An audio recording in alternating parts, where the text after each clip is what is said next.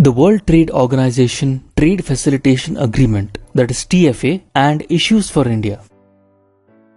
India's Food Security Act implies that the government will have to provide very cheap foods to the most vulnerable parts of the population at extremely low prices.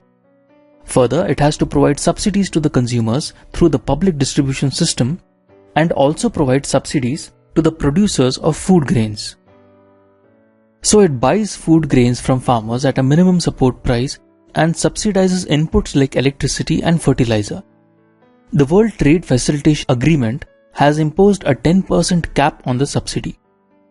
This first condition itself has become the fundamental problem for India. It will not be possible for India to restrain itself.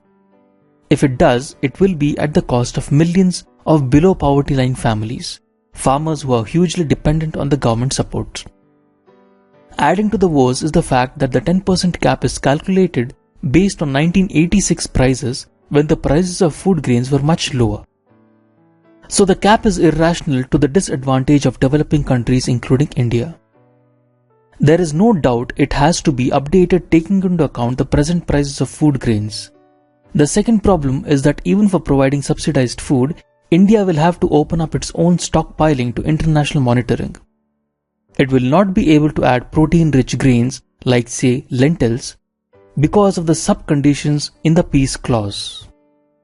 Third, it might seem unfair to developing countries that do not crack down on farm subsidies that the United States provides to its farmers to the tune of more than $20 billion per year. It is an irony that subsidy issues were made in part with developed countries where the scale of operation of the entire economy, the population under poverty line, productivity etc. are entirely on a different scale. Certainly developed countries like the USA do deserve subsidy as the developing countries like India too does. Now let us take a look at India's stand.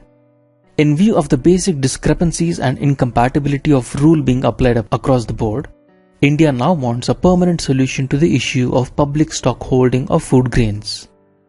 The G33 members, including China, have supported India's stand on the ability to subsidize agricultural production and distribute it to the poor at a low cost. So why does the WTO have a problem with high subsidies in India?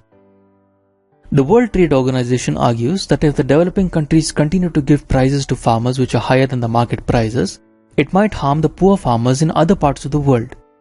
It also says the deal could add $1 trillion to global gross domestic product and 21 million jobs without subsidy. Also, according to media reports, the developed world wants the issue of food security to be delinked from the TFA and could be discussed